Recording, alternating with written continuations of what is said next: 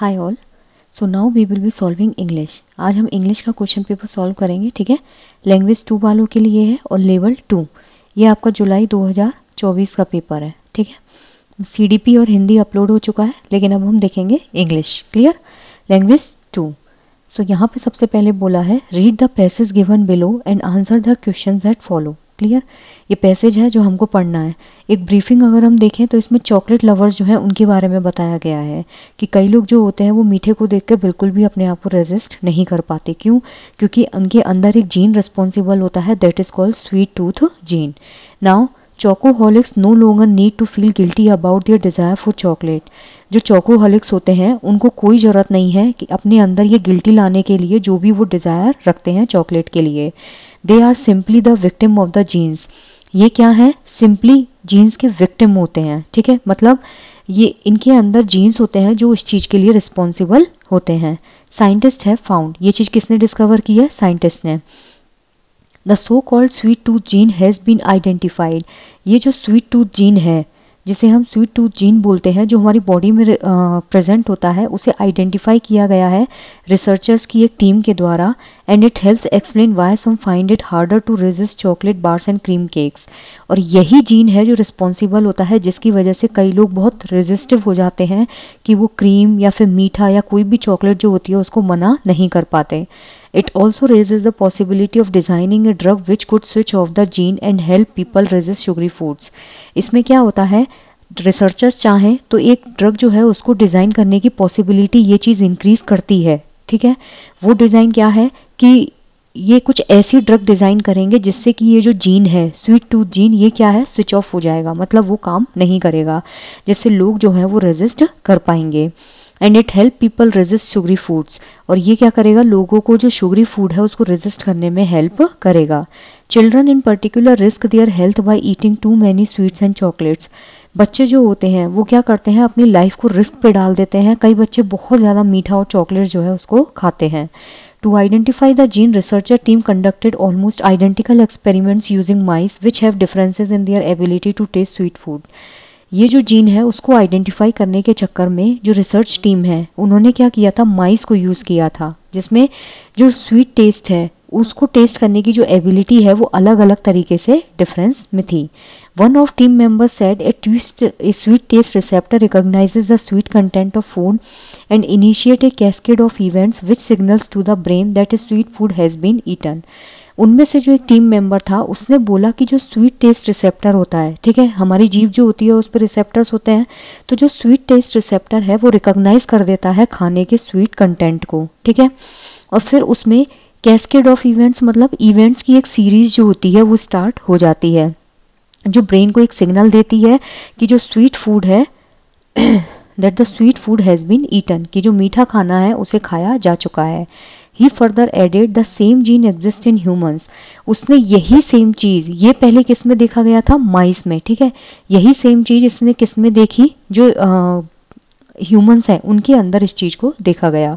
So it means that if your parents have a sweet tooth, इसका मतलब ये है कि अगर आपके पेरेंट्स के अंदर ये स्वीट टूथ जीन जो है वो प्रेजेंट है, then you will probably be as well, वो आपके अंदर भी प्रेजेंट होगा। He said we have always known that some people have a sweeter tooth than others.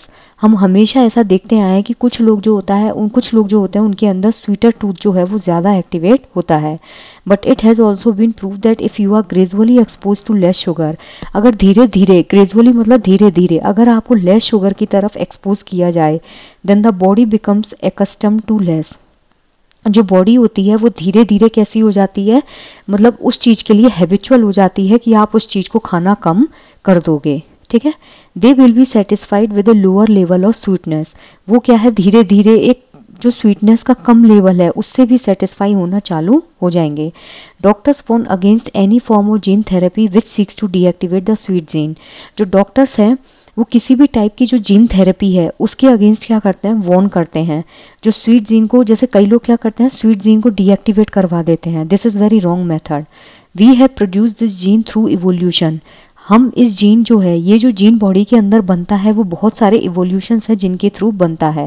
Because sweet foods in nature are not poisonous. जो लोग मीठा खाते हैं वो कभी भी जहरीला या पॉइजनस नहीं होता। दे गिव अस एनर्जी, ये हम पढ़ते भी हैं। We all need to have some sugar in our diet, हमें अपनी डाइट में कुछ मीठा जो है वो हमेशा ऐड करना चाहिए, ऐसा साइंटिस्ट क्लेम करते हैं। US researchers are using the discovery to develop artificial sweetness without any after taste. जो यूएस रिसर्चर्स हैं वो इस डिस्कवरी को डेवलप करते हैं, कैसे, जो आर्टिफिशियल स्वीटनर्स हैं उनको यूज करके। वो कैसे होते हैं, विदाउट टेस्ट होते हैं, मतलब वो मीठे तो लगते हैं लेकिन दे आर नॉट हार्मफुल। अब यहाँ पे सबसे पहला क्वेश्चन बोला है identify part of speech of the underline word in the given sentence. ये क्वेश्चन में आपको पार्ट ऑफ स्पीच जो है उसके बारे में बताना है। क्लियर।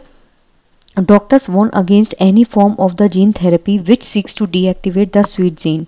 जो डॉक्टर्स हैं वो वॉर्न करते हैं किसी भी टाइप की जीन थेरेपी के अगेंस्ट में जो कि डीएक्टिवेट करने में हेल्प करती है किसको, स्वीट जीन को।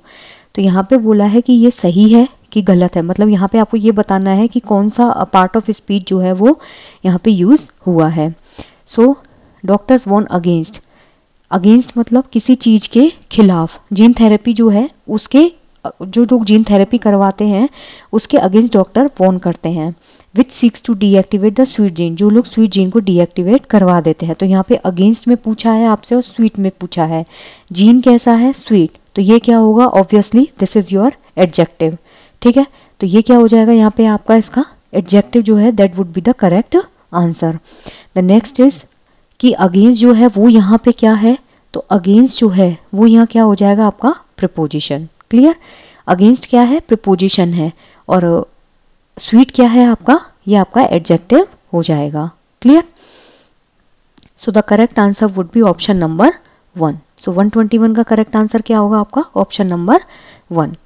Next is complete the given word analogy. अब यहाँ पे आपको बोला है कि जो वर्ड एनालॉजी है उसको आपको कंप्लीट करना है। जैसे एकस्टम्ड होता है, वो होता है हैबिचुअल। एकस्टम्ड मतलब किसी भी चीज के लिए बहुत ज्यादा पागलपन या बहुत ज्यादा अपन किसी चीज के जब आदी हो जाते हैं या फिर अपन किसी चीज के बहुत ज्यादा हैबिचुअल या अभ्यस्त हो जाते हैं, that is your habitual. And initiate is, hold क्या होता है, किसी भी चीज में ब्रेक लगाना या फिर पॉज लगाना। कॉम्प्लिकेट, किसी भी चीज को टफ कर देना। स्टार्ट ऑफ, किसी विशेष ढंग से किसी चीज को शुरू करना। Clear.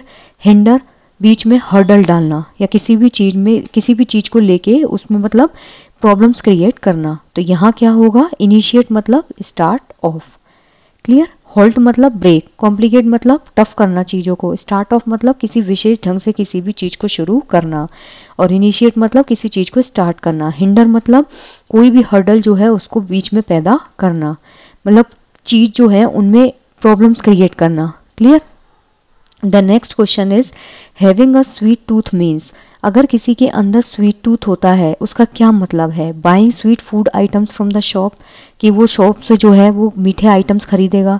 Being fond of sweets and chocolates, मीठे के और चॉकलेट्स के मतलब शौकीन होना। Teeth being sweet to taste, जो दांत है वो मतलब स्वीट टेस्ट जो है उसके लिए बना है।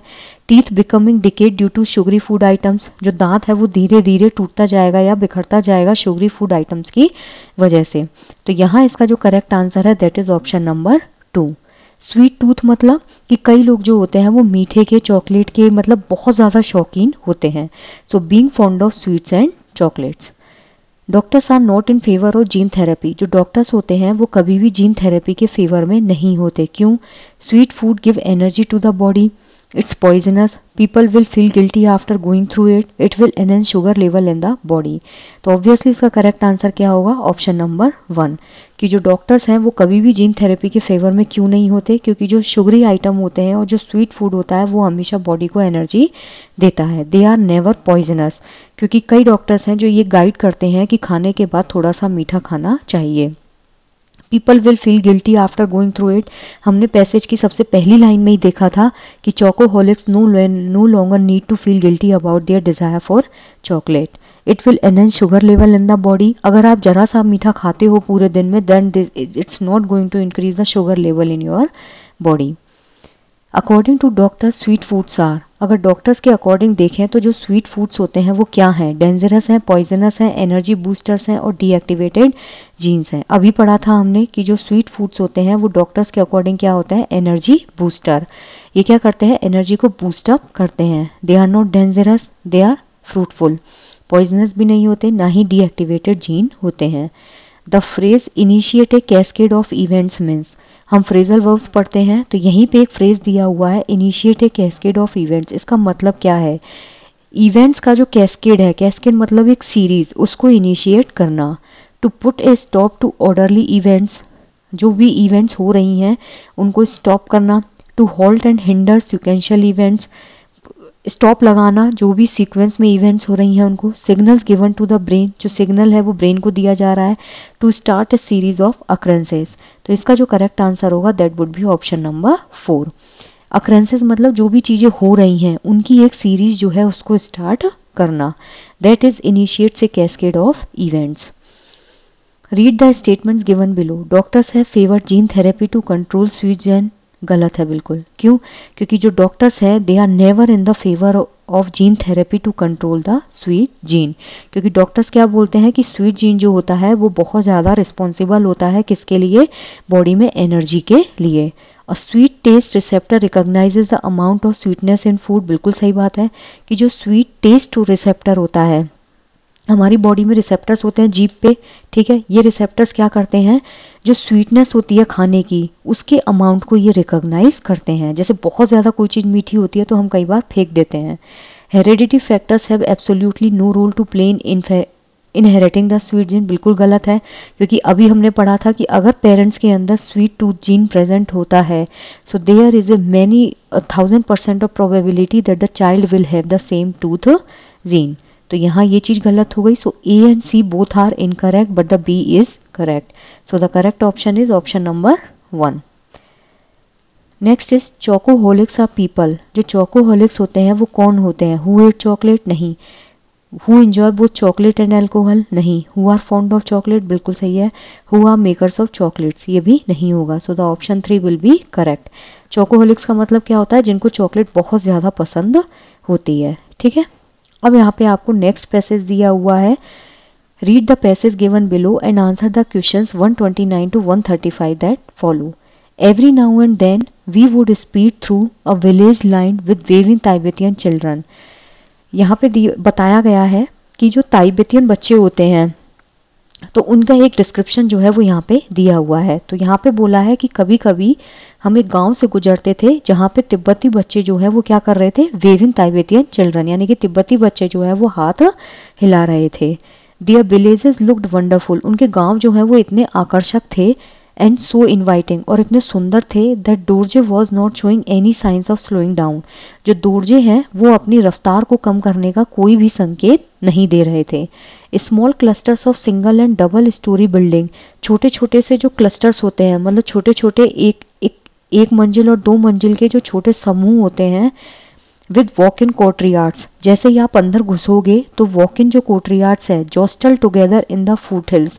जोस्टल टुगेदर मतलब, जोस्टल मतलब होता है कि धक्का मुक्की के साथ, ठीक है, धक्का मुक्की मतलब एकदम congested, together in the foothills to gain maximum exposure to the sun. So basically 1 और 2 मंजिल इमारत के जो छोटे छोटे समूह थे उनमें वॉक इन आंगन के साथ एक दूसरे से सटकर, मतलब ये ऐसे थे कि जो पहाड़ी तलहटी है उसमें धूप जो है उसका आप एक मैक्सिमम एक्सपोजर जो है उसको ले सकते थे। फूट हिल्स मतलब जो पहाड़ी होती है उसके नीचे का स्थान, ठीक है। The houses looked solid built for the harsh environment, जो घर थे इनके वो कैसे थे? बहुत कठोर थे, मजबूत थे, जो एक कठोर वातावरण के लिए बनाए गए थे। Walls are made up of stone to waist height and finished off with mud bricks to the roof. जो वॉल्स हैं यानी कि जो दीवारें हैं वो कमर तक पत्थर से बनी थी, मतलब जो दीवारें हैं वो कमर तक तो पत्थर से बनी थी और छत की ऊंचाई तक मिट्टी की ईंट से बनी थी। Tin cans line the window ledges with the bright orange of marigolds in full bloom livening up with black and white of the houses. जो टिन कैन्स थी, ठीक है, खिड़की का जो सिला था, विंडो लेजेस मतलब जो खिड़की थी उसका जो सिरा था या सिला था उस पर टिन के क्या रखे हुए थे? डिब्बे रखे हुए थे। टिन कैन्स लाइंड मतलब टिन कैन्स ने कवर कर रखा था विंडो लेजेस को with the bright orange of marigolds, जिसमें पूरे खिले हुए गेंदे के जो फूल थे उनका चमकदार नारंगी रंग था, और घरों के काले सफेद रंग को वो कैसा कर रहा था? एक ब्लूमिंग इवेंट दे रहा था। Branches of trees adorned with colorful prayer flags stood high into the wind from the top of the flat roofs. जो छत के ऊपर पेड़ की शाखाएं थी उन पर रंग बिरंगे प्रेयर के फ्लैग्स थे, ठीक है, वो हवा में झूलते हुए ऊपर की ओर लहरा रहे थे। The auspicious blue, white, red, green, yellow colour of the fabric stood out against the rich blue of the Tibetan sky. नीला, सफेद, लाल, हरा और पीले रंग के जो कपड़े थे वो तिब्बती आकाश के गहरे नीले रंग के खिलाफ क्या कर रहे थे, खड़े हो रहे थे। Each prayer flag carries a picture of Lungta the jewel dragon horse who carries the owner's prayer up to the divine every time the flag flaps in the wind। हर प्रार्थना ध्वज जो था उसमें लुंगटा, ड्रैगन घोड़ा और इनकी जो छवि थी वो प्रेजेंट थी।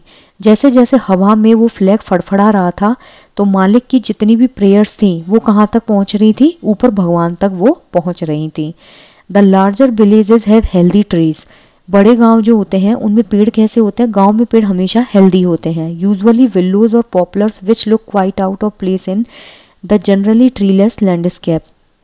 सामान्यतः ये कैसे होते हैं, विलो मतलब लटके हुए या पॉपुलर्स होते हैं। जो पेड़ रहित एनवायरनमेंट होता है या बैकग्राउंड होता है उसमें थोड़े से कैसे लगते हैं, मतलब खराब लगते हैं। Wood is a precious commodity in the highland areas of Tibet and is never wasted. जो लकड़ी होती है तिब्बत के ऊंचे वाले जो एरियाज हैं उनमें लकड़ी कैसी है, एक बहुमूल्य प्रीशियस एलिमेंट है और इसे कभी भी बर्बाद नहीं किया जाता। Wood is a precious commodity. The few shrub which grow wild on the hill sides are harvested for use as brush wood and each country yard wall is piled high and will stick gathered him from the mountains to get a fire started. कुछ जो झाड़ होती है पहाड़ियों पे, जो कुछ झाड़ियाँ उगती हैं उन्हें ब्रश फुट जो है उसके रूप में इकट्ठा किया जाता है और हर आंगन की जो दीवार है उस पर लकड़ी की जो छड़ होती है वो पड़ी रहती है जिन्हें पहाड़ों से इकट्ठा किया जाता है जिससे आग जलाने के लिए इनको इस्तेमाल किया जा सके, ठीक है। The lack of solid fuel in the shape of wood. जो लकड़ी में ठोस ईंधन है उसकी कमी तिब्बत के उन ऊंचे क्षेत्रों में कभी भी प्रॉब्लम्स नहीं होती है। Who have an ingenious wood institute, याकडंग।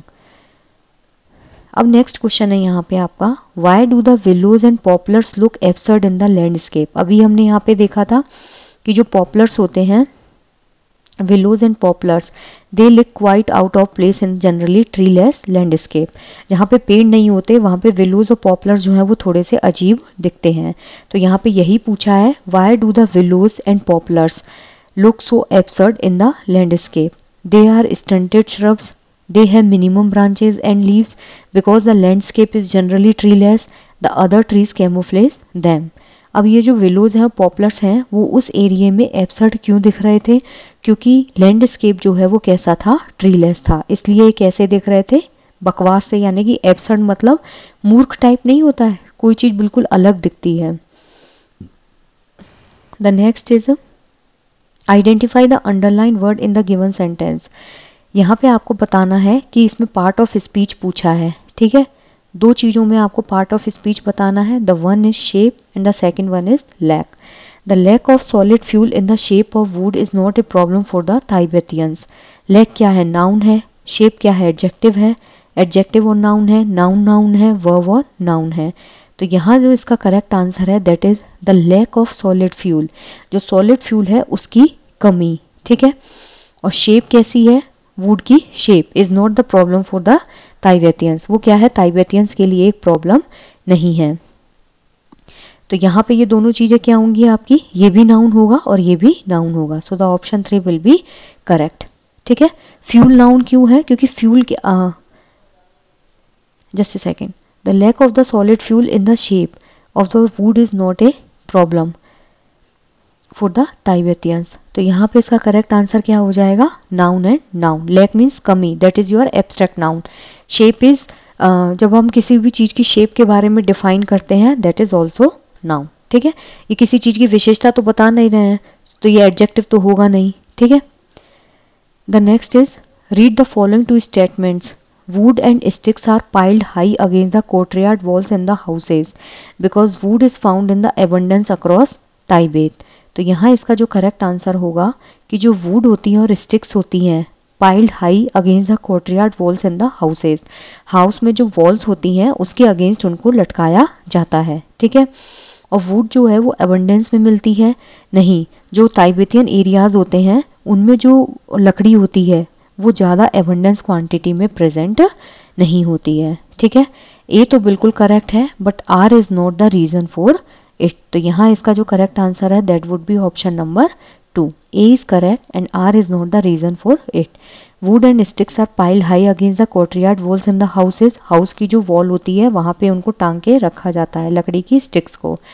Because would is found in abundance across Tibet, नहीं, वुड जो है वो वहां पे अबंडेंस में नहीं होती है, कम होती है। Yak dung is used by the Tibetans as a substitute for. जो याक डंग है वो यूज किया था तिब्बतियंस के द्वारा as a substitute for building, marigold, fire and wood. तो यहाँ इसका जो करेक्ट आंसर है दैट वुड बी लकड़ी, ठीक है। जो याक का डंग होता है उसे यूज किया जाता है तिब्बतियंस के द्वारा किसके सब्स्टिट्यूट में, वुड के सब्स्टिट्यूट में। क्यों? क्योंकि वहां पे लकड़ी जो है वो कम होती है। The next is What aspect of Tibetan houses is described in the passage is incorrect?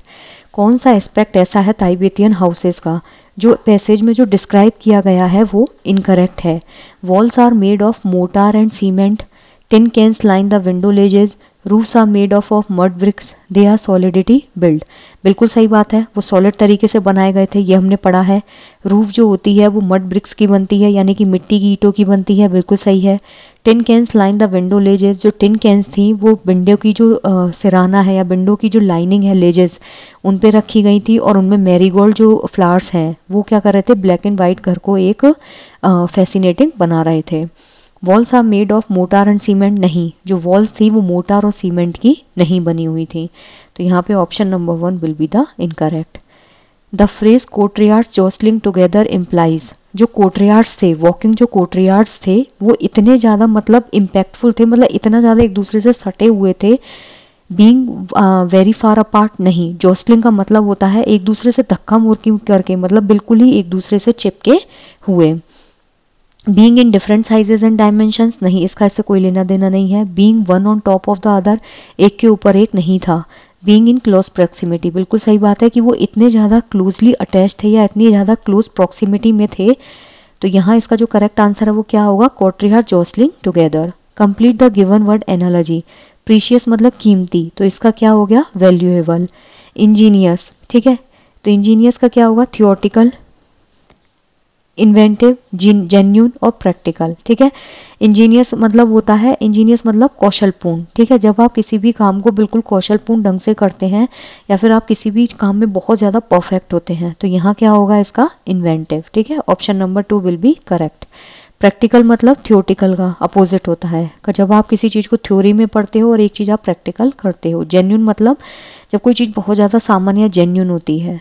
Which is a tool that allows for a number of synchronous and asynchronous online teaching opportunities? अब यहाँ पे आपसे पूछा है कि कौन सा tool है जो सिंक्रोनस और नॉन सिंक्रोनस जो ऑनलाइन टीचिंग है उस अपॉर्चुनिटी को क्या करता है, अलाउ करता है, ठीक है। टेक्स्ट बुक जो होती है उसके लिए टीचर और स्टूडेंट का आमने सामने प्रेजेंट होना जरूरी होता है। सिंक्रोनस मतलब रियल टाइम, ठीक है, और नॉन सिंक्रोनस मतलब नॉन रियल टाइम, ठीक है। तो यहाँ पे आपसे पूछा है रेलवे टिकट, टेलीविज़न और पैडलेट, ना तो रेलवे टिकट, ना टेलीविज़न और ना ही टेक्स्ट बुक। तो यहाँ इसका जो करेक्ट आंसर है वो क्या हो जाएगा, पैडलेट। जो पैडलेट होता है वही एक ऐसा टूल है जो सिंक्रोनस और नॉन सिंक्रोनस ऑनलाइन टीचिंग जो है उसमें अपॉर्चुनिटीज़ को अलाउ करता है। पैडलेट क्या है, एक ऑनलाइन टूल होता है जिसमें रियल टाइम और non real time learning opportunities जो हैं उनको अरेंज किया जाता है, ठीक है। ये एजुकेटर्स भी यूज़ करते हैं और इसको स्टूडेंट्स भी यूज़ करते हैं, जिससे कि दोनों आपस में कोलैबोरेट कर सकें। जहाँ पे कंटेंट शेयर होता है, कंटेंट डिस्कस होता है, फीडबैक दिया जाता है। तो ये एक वर्सटाइल प्लेटफॉर्म है ऑनलाइन टीचिंग के लिए। जबकि जो टेक्स्ट बुक होता है, रेलवे टिकट है, टेलीविज़न है, ये इंटरेक्टिव नहीं होते हैं, ठीक है। ये कभी भी आपको इंटरेक्टिव और कोलैबोरेटिव लर्निंग नहीं प्रोवाइड करेंगे। तो यहाँ इसका करेक्ट आंसर क्या है, दैट इज़ योर पैडलेट, ठीक है। द नेक्स्ट इज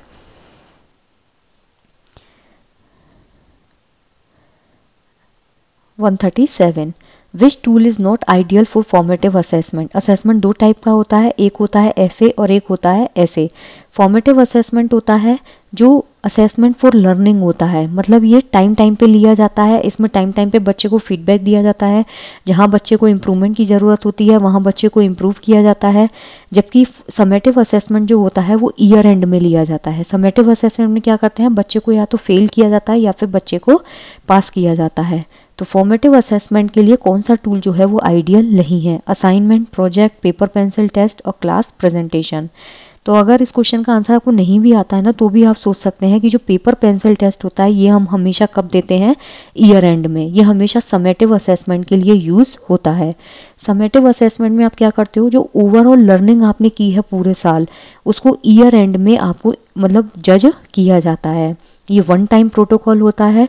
जबकि फॉर्मल टेस्ट जो होते हैं यानी कि फॉर्मेटिव असेसमेंट टेस्ट जो होते हैं उनमें इमीडिएट फीडबैक दिया जाता है, जिससे बच्चा ड्यूरिंग द लर्निंग प्रोसेस अपने आप को इम्प्रूव कर सके। जबकि असाइनमेंट जो होता है, प्रोजेक्ट जो होते हैं, क्लास प्रेजेंटेशंस जो होते हैं, ये टाइम टाइम पे कंटिन्यूस फीडबैक वाले टूल्स होते हैं। इनमें बच्चे को एक रियलिटी चेक जो है वो दिया जाता है कि कहाँ उसको इम्प्रूवमेंट की ज़रूरत है, कहाँ वो लैग कर रहे हैं, वहाँ उनकी हेल्प की जाती है। Clear. Next is using everyday objects to teach language is called. ये क्वेश्चन कई बार आया है कि जब डेली के ऑब्जेक्ट्स को आप किसी भी लैंग्वेज में पढ़ाने के लिए यूज करते हैं तो उसे क्या बोलते हैं, रियलिया। ठीक है। टीचिंग एड कैसे होते हैं, जब आप किसी भी चीज को पढ़ा रहे हैं तो आप कौन सा मेथड यूज करते हैं। कई लोग विजुअल एड यूज करते हैं, कई लोग ऑडिटरी एड यूज करते हैं, लैंग्वेज गेम्स होती हैं, टेक्स्ट होते हैं। तो यहाँ क्या होगा, option number 1 is the correct. Realia जो होता है ना वो एवरीडे ऑब्जेक्ट्स जो है उनके लिए यूज किया जाता है, जिससे आप बच्चे को प्रॉपर तरीके से लैंग्वेज समझा सको और उसको पढ़ा सको। इसमें बच्चा मतलब रिलीवेंट जो चीज़ें होती हैं उनको यूज़ किया जाता है, उसके डेली ऑब्जेक्ट्स को क्लास में ला दिया जाता है, जिससे बच्चा चीज़ों को ईजिली रिलेट कर पाता है। क्लियर। लैंग्वेज गेम जो होते हैं वो लैंग्वेज स्किल पढ़ाने के लिए यूज़ किए जाते हैं। ये प्लेफुल एक्टिविटी होती है। जो टीचिंग एड होते हैं उनमें चार्ट यूज़ किया जाता है, ग्राफ यूज़ होते हैं, फ्लैश कार्ड्स यूज़ होते हैं। टेक्स्ट जो होता है वो बुक और आर्टिकल्स जो है उनमें लिखी हुई चीज़ें होती हैं जो लैंग्वेज इंस्ट्रक्शन के लिए यूज़ की जाती हैं। Clear. The next is India's language in education policy attempts to promote. जो इंडिया की लैंग्वेज है एजुकेशन पॉलिसी में, the 3 language formula attempts to promote, वो किस चीज़ को प्रमोट करने के लिए यूज़ किया जाता है, multi language education, monolingual education, bilingual education with the focus on Hindi, mother tongue based multilingualism. तो यहाँ इसका जो करेक्ट आंसर है that is mother tongue based multilingualism. ठीक है। 139 का करेक्ट आंसर क्या होगा, your mother tongue based multilingualism. ठीक है। जो 3 लैंग्वेज फॉर्मूला होता है उसमें पहली लैंग्वेज, एक लैंग्वेज होती है आपकी हिंदी, एक होती है इंग्लिश और थर्ड होती है आपकी मदर टंग। क्लियर। ये कोठारी आयोग जो है उन्होंने इस पे सबसे ज़्यादा एम्फेसाइज किया था। नेशनल एजुकेशन पॉलिसी जो है उसमें इसको एम्फेसाइज किया जाता है। मोनोलिंगुअल एजुकेशन होती है जिसमें सिर्फ हम एक ही लैंग्वेज जो है उसको यूज़ करते हैं। क्लियर। बाईलिंगुअल एजुकेशन क्या होती है, बाईलिंगुअल एजुकेशन में हिंदी जो है उस पर फोकस रख के एक दूसरी सेकेंडरी लैंग्वेज जो है उसको यूज़ किया जाता है। जबकि मदर टंग बेस्ड लैंग्वेजिज्म क्या होता है, जिसमें मदर टंग जो है उसको सेंटर में रख करके बच्चे को 3 लैंग्वेज जो है वो सिखाई जाती हैं। और अगर आप मदर टंग को सेंटर में रखते हो तो उससे बच्चा जो होता है वो अपने आप को कैसा फील करता है, बहुत सिक्योर फील करता है। तो इसका जो करेक्ट आंसर है वो 4 है। What is not true about top down processing. जो ऊपर से नीचे तक की अप्रोच होती है उस प्रोसेस में क्या सही नहीं है। Listeners rely on their background knowledge, listeners make guesses about the intended meaning, listeners make use of the knowledge of the word, listeners need to understand every word. तो यहाँ पे क्या पूछा है कि कौन सा सही नहीं है टॉप डाउन प्रोसेसिंग में। लिसनर्स जो होते हैं ना उनको हर एक वर्ड को समझने की जरूरत टॉप डाउन अप्रोच में नहीं होती है। ठीक है। टॉप डाउन प्रोसेसिंग जो होती है उसमें बच्चा बैकग्राउंड नॉलेज जो होती है, मतलब उसकी जो प्रीवियस नॉलेज है, अपनी जो एग्जिस्टिंग नॉलेज है उसको इसमें ये यूज करता है। ठीक है। उसका जो प्रीवियस नॉलेज है, उसका प्रीवियस कंटेक्स्ट है, जो भी उसने पहले से एक्सपीरियंस गेन किए हुए हैं, चाहे वो लिखी हुई इंफॉर्मेशन हो, चाहे वो सुनी हुई इंफॉर्मेशन हो, चाहे वो बोलने वाली इंफॉर्मेशन हो, उन सबको वो यूज करता है। इस प्रोसेस में बच्चे को वर्ड टू वर्ड चीज़ें समझने की ज़रूरत नहीं होती है। बच्चा क्या यूज़ करेगा, क्लूज यूज़ करता है, जिससे प्रॉपर तरीके से वो किसी भी कॉन्टेक्स्ट को समझ पाए। क्लियर। तो बेसिकली जो टॉप डाउन प्रोसेस होती है वो किस पे फोकस करती है, कंटेक्स्ट पे, और जो भी हम निष्कर्ष निकालते हैं, इन्फेरेंस निकालते हैं, उस पे ये फोकस्ड रहती है, रेदर देन कि आप एक एक इंडिविजुअल वर्ड को समझें। ठीक है, ये जो अप्रोच होती है कि आपको एक एक वर्ड समझना पड़ेगा, this is your down up processing. ठीक है, listeners need to understand every word, this approach comes under down up processing. जबकि टॉप डाउन प्रोसेसिंग क्या होती है कि लिसनर्स बैकग्राउंड नॉलेज पे डिपेंडेंट होते हैं, वो गैस करते हैं। ठीक है, लिसनर्स मेक गैसेस, क्यों? क्योंकि उनके पास एग्जिस्टिंग नॉलेज होती है, प्रीवियस नॉलेज होती है, द इंटेंडेड मीनिंग, एक मीनिंगफुल चीज निकालने के लिए। Listeners make use of knowledge of the word की जो नॉलेज है उसको यूज किया जाता है। When is the international mother language day is celebrated, कब इंटरनेशनल मदर लैंग्वेज डे जो है उसको सेलिब्रेट किया जाता है? 1 जनवरी, 14 फरवरी, 21 फरवरी, 13 अप्रैल। तो यहाँ इसका जो करेक्ट आंसर है दैट इज 21 ऑफ फेब्रवरी। ठीक है, जो इंटरनेशनल मदर डे है वो 21 फरवरी को हर साल सेलिब्रेट किया जाता है। किसने इसको मतलब एम्फेसाइज किया था? जो यूनाइटेड नेशन एजुकेशन, साइंटिफिक और कल्चरल ऑर्गेनाइजेशन है, यानी कि यूनेस्को। जो यूनेस्को है इसने इसको सेलिब्रेट करने के लिए एम्फेसाइज किया था। कौन से साल में? 1999 में। ठीक है, जिससे बच्चे की लिंग्विस्टिक और कल्चरल डाइवर्सिटी जो है उसको रेस किया जा सके। The next is identify the type of email you would write if you were writing to a colleague who is your friend. मतलब आपको उस टाइप की मेल के बारे में बताना है जहां पे आप अपने कलीग, जो आपका फ्रेंड है, उसको मेल लिख रहे हैं। This is informal mail, formal mail, business mail और करस्पॉन्डेंस मेल। तो यहाँ पे इसका करेक्ट आंसर क्या होगा? Informal mail. इनफॉर्मल मेल क्या होती है? जिसमें आप अपने किसी भी फ्रेंड को कोई भी मेल लिख लेते हैं, चाहे वो आपका कलीग हो, लेकिन है कौन? फ्रेंड। तो जो इसमें टोन यूज करते हैं आप, जो स्टाइल यूज करते हैं, वो बहुत नॉर्मल होती है, इनफॉर्मल होती है। इसमें आप पर्सनल कंटेंट भी डालते हो और जो फॉर्मेलिटीज है ना उस पे फोकस्ड हम बहुत कम रहते हैं। मतलब आप इनफॉर्मल मेल में ना प्रोफेशनल लैंग्वेज बहुत कम यूज करोगे, जबकि फॉर्मल मेल जो होती है उसमें हम प्रोफेशनली जाते हैं, ये वर्क कंटेंट होता है। बिजनेस मेल कैसी होती है? वर्क रिलेटेड होती है, इसमें भी हम जो प्रोफेशनलिज्म है उसको फॉलो करते हैं। और जो करस्पॉन्डेंस होता है वो एक रिटर्न कम्युनिकेशन होता है, वो फॉर्मल भी हो सकता है, करस्पॉन्डेंस कैन बी फॉर्मल और इधर भी इनफॉर्मल। ठीक है, तो यहाँ पे इसका करेक्ट आंसर क्या होगा? Option number 1। Next is assessment done throughout the teaching learning process to clarify student learning and understanding is called। जो assessment throughout the teaching learning process, पूरी जो teaching learning process है उसके दौरान किया जाता है, क्या क्लैरिफाई करने के लिए? स्टूडेंट की लर्निंग और उसकी अंडरस्टैंडिंग को। तो ऐसे एग्जाम्स को क्या बोलते हैं? This is called assessment for learning. ठीक है, ये क्या होता है आपका? Formative assessment. जबकि असेसमेंट ऑफ लर्निंग क्या होता है? Summative assessment. Assessment as learning क्या होता है? Self assessment. ठीक है, असेसमेंट फॉर लर्निंग क्या होता है? ये पूरे साल चलने वाली प्रोसेस होती है।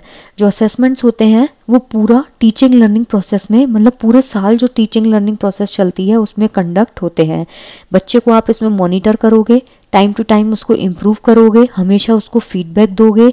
इसमें बच्चा जो है और टीचर दोनों की ही हेल्प हो जाती है। टीचर की इसलिए कि कैसे बच्चे को पढ़ाना है, किस तरीके से उसको समझाना है, और बच्चे की ऐसे कि कैसे चीज़ों को समझना है। ठीक है, तो जो प्राइमरी पर्पस होता है, प्राइमरी सोर्स जो होता है असेसमेंट का, वो गाइड करना होता है बच्चे को। जबकि असेसमेंट ऑफ लर्निंग जो होता है that refers to summative assessment, जो कि ईयर एंड में कंडक्ट किया जाता है। इसमें बच्चे को आप ईयर एंड में इवेल्युएट करते हो। असेसमेंट इन लर्निंग जो होता है ना, ये बहुत कम यूज किया जाता है। ठीक है, ये भी लर्निंग प्रोसेस जो है उसके दौरान ही होता है, लेकिन इसमें बच्चे को आइडेंटिफाई किया जाता है उसके अंडरस्टैंडिंग लेवल को समझने के लिए। और असेसमेंट एज लर्निंग क्या होता है? इसमें बच्चा खुद को खुद ही एनालाइज करता है, मतलब बच्चा खुद से सेल्फ रेगुलेशन करता है। तो करेक्ट आंसर क्या है? Option number 1। In a second language class teacher played audio on health is wealth. जो सेकेंड लैंग्वेज क्लास चल रही है उसमें एक टीचर ने प्ले किया health is wealth. Clear? He then distributed handouts and asked the student to tick the correct answer from the given option. उसने distribute किए हैंडआउट्स, मतलब हाथ से लिखे हुए नोट्स, और बच्चों से पूछा करेक्ट आंसर को टिक करने के लिए दिए हुए ऑप्शंस में से। The objective of the lesson was to enable the learner. ये जो पूरी प्रोसेस करने का मतलब था, ये इसके पीछे क्या रीजन था, टीचर जो है वो क्या करना चाह रहा था। To engage the learners with the task, to memorise the lesson on health and wealth, तो मेमोराइज जहां वर्ड आएगा वो तो वैसे भी पॉजिटिव नहीं हो सकता। To listen and to analyse the ideas, बिल्कुल सही है। To hear the lesson on health, ये भी गलत है क्योंकि इसमें बच्चा करके भी सीख रहा है, ठीक है। सेकेंड लैंग्वेज जो है वो वाली क्लास चल रही थी, टीचर ने क्या प्ले की, एक ऑडियो प्ले की, हेल्थ इज वेल्थ, हेल्थ क्या है, वेल्थ है। उसने तब हैंडआउट्स डिस्ट्रीब्यूट किए, हाथ से लिखे नोट्स दिए और बच्चों से पूछा कि करेक्ट आंसर को टिक करें दिए हुए ऑप्शन में से। तो पहले बच्चों ने उसको ध्यान से सुना होगा तभी तो वो टिक आंसर करेक्ट कर पाएंगे, नहीं तो जो बच्चे ध्यान से ही नहीं सुनेंगे तो उनको कैसे पता कि सही आंसर क्या है। तो यहाँ पे बच्चा सुन भी रहा है और साथ में एक्टिविटी जो है उसको भी ये परफॉर्म कर रहा है, क्लियर। तो यहाँ पे इसका जो करेक्ट आंसर होगा वो मेरे ख्याल से 2 भी होना चाहिए और 3 भी होना चाहिए, ठीक है। तो यहाँ पे सीटेट ने भी जो करेक्ट आंसर माना था दैट वाज 2 and 3। बच्चा इंगेज भी है क्योंकि वो टास्क जो है उसके साथ है और बच्चा चीजों को सुन भी रहा है और आइडियाज को एनालाइज करेगा। पहले बच्चा अच्छे से हैंडआउट्स पढ़ेगा, समझेगा, तभी तो अपने आइडियाज जो है या जो भी चीजें हैं उनको एनालाइज करेगा, तभी वो आगे अच्छे से उसको परफॉर्म कर पाएगा, ठीक है। तो ये जो प्रोसेस थी इसको करने का मेन पर्पस क्या था कि बच्चे को आप एक्टिवली एंगेज कर सको, बच्चा जो है वो चीजों को अच्छे से समझ सके और जो भी की कॉन्सेप्ट्स होते हैं उनको बच्चा अपने दिमाग में बिठा सके, ठीक है। The next is what is not true about the errors in language learning. जो लैंग्वेज लर्निंग होती है उसमें जब बच्चा एरर करता है, किसी भी भाषा का अधिगम करते वक्त जब बच्चा कोई भी गलती करता है तो क्या है जो उसमें सही नहीं है। What is not true about the errors in language learning. Errors hinder the language learning process. Error कभी भी हिंडर नहीं करती है लैंग्वेज लर्निंग प्रोसेस को। जब आप कोई नई चीज सीखते हो तो शुरू में गलतियां होती हैं और गलतियां ये बताती हैं that you are prone to learning, तो ये क्या है, गलत है। Errors are not always bad and help in learning, बिल्कुल सही बात है कि जो एरर्स होती है वो हमेशा बुरी नहीं होती और वो अधिगम में मदद करती हैं। Errors are crucial aspects of the language learning process, बिल्कुल सही बात है, जो एरर्स होती हैं वो क्रूशियल होती है लैंग्वेज लर्निंग प्रोसेस के लिए। Errors help to understand the process of second language acquisition. जो एरर है वो सेकेंड लैंग्वेज जो है उसको अर्जित करने की प्रोसेस में हेल्प करती हैं या फिर उसको समझने में मदद करती हैं। तो यहाँ क्या है, option number 1 is incorrect. Creativity language education. Language का जो अधिगम होता है उसमें जो क्रिएटिविटी होती है वो क्या है। Open ended classroom task which allow for different interpretation and answer. Open ended classroom है और बच्चों को अलग अलग चीज़ें प्रेडिक्ट करने, अलग अलग आंसर देने और अलग अलग इंटरप्रिटेशंस के लिए वो अलाउ करती है। Merging elements from different subject to understand something. अलग अलग एलिमेंट्स को मर्ज किया जा रहा है जिससे बच्चा कोई कॉन्सेप्ट तैयार कर सके। Classroom activity using new methods of teaching. जो क्लासरूम एक्टिविटी है उसमें नए मेथड्स यूज होते हैं टीचिंग के। Classroom material using communicative language teaching. तो यहाँ क्रिएटिविटी जो होती है लैंग्वेज एजुकेशन में वो क्या है, open ended classroom. Open ended मतलब जहाँ पे बच्चों को फ्री छोड़ दिया जाता है अपने कॉन्सेप्ट्स बताने के लिए, चीज़ों को इंटरप्रेट करने के लिए और खुद से इन्फेरेंस निकालने के लिए। So the option 1 is correct. Learner should be expose to language. The errors are evidence that learning is taking place is advocated by. जो लर्नर होते हैं that should be expose to language. आप बच्चे को language में expose कीजिए, बच्चा गलती करेगा और जो एरर्स हैं वो इस चीज़ का एविडेंस होती हैं कि जो लर्निंग है वो हो रही है। तो वो क्या चीज़ है, ये जो चीज़ है वो किसने कही थी, बिहेवियरिस्ट, कॉग्निविस्ट, ह्यूमनिस्ट और साइको एनालिस्ट। तो यहाँ इसका करेक्ट आंसर होगा दैट इज संज्ञानवादी या फिर कॉग्निविस्ट, जिसमें जीन पियाजे आते हैं, लेव वाइगोत्स्की और। तो यहाँ पे इन्होंने कहा था कि बच्चा जो होता है वो गलती करके खुद से सीखता है। Which of the following statements are correct. Dyslexia is the reading order disorder, बिल्कुल सही बात है। जो डिसलेक्सिया है वो कैसा होता है, रीडिंग डिसऑर्डर होता है। डिसलेक्सिया में क्या है, बच्चे को पठन संबंधी विकार होता है। Dysgraphia is a writing disorder, बिल्कुल सही है। डिस्ग्राफिया जो होता है उसमें बच्चे को लिखने में प्रॉब्लम्स आती हैं। Dysgraphia is a reading disorder, नहीं, डिस्ग्राफिया कभी भी रीडिंग डिसऑर्डर नहीं होता है। डिसलेक्सिया इज राइटिंग डिसऑर्डर, नहीं। तो यहाँ क्या होगा, A and B both are correct. तो 148 का क्या हो जाएगा, option number 3 is correct. Dyslexia reading disorder होता है, डिस्ग्राफिया राइटिंग डिसऑर्डर होता है। Rita a government school teacher. जो रीता है वो क्या है, सरकारी स्कूल टीचर है। वो विजुअल डिवाइस यूज़ करती है और लैंग्वेज गेम यूज़ करती है इंग्लिश को पढ़ाने के लिए कक्षा 7 के बच्चों को। Which principle of teaching is Rita applying? Principle of natural process, principle of practice and habit formation, principle of motivation and interest and principle of correlating with life. तो यहाँ पे रीता जो है वो क्या कर रही है, एक तो बच्चों को मोटिवेट कर रही है, दूसरा बच्चों को पढ़ने में इंटरेस्ट जगा रही है। क्यों? क्योंकि वो लैंग्वेज गेम यूज कर रही है। दूसरा विजुअल डिवाइस। विजुअल डिवाइस में क्या होता है, बच्चा मोटिवेट होता है चीज़ों को देखने के लिए, बच्चे को इंटरेस्ट आता है। और लैंग्वेज गेम से भी बच्चा दोनों चीज़ों में मोटिवेट होता है। तो यहाँ पे वो इंग्लिश पढ़ाने के लिए क्या कर रही है, दोनों डिवाइस का यूज़ कर रही है, लैंग्वेज गेम भी और विजुअल डिवाइस भी। ये स्ट्रेटेजी उसने क्यों डिज़ाइन की है, जिससे बच्चों को वो इंगेज रख सके और उनको लाइन अप कर सके इंटरेस्टिंग तरीके से पढ़ाने के लिए या फिर उनको मोटिवेट करने के लिए। इससे क्या होगा, बच्चे के अंदर इंटरेस्ट डेवलप होगा, वो चीज़ों को इंजॉय करेगा और चीज़ों को अच्छे तरीके से लर्न कर पाएगा। प्रिंसिपल ऑफ जो नेचुरल प्रोसेस है, ठीक है, पहला जो ऑप्शन है वो एक टीचिंग मेथड होता है जो नेचुरल वे से लाइन अप होता है। इसमें बच्चे के मोटिवेशन और इंटरेस्ट जो है उस पर इतना फोकस नहीं किया जाता, मतलब नेचुरली तरीके से बच्चे को पढ़ाया जाता है। प्रिंसिपल ऑफ प्रैक्टिस और हैबिट फॉर्मेशन जो है उसमें क्या करते हैं, इसमें बच्चे की हैबिट्स को फॉर्म किया जाता है, लेकिन इसमें विजुअल एड्स जो हैं उनको यूज़ नहीं किया जाता।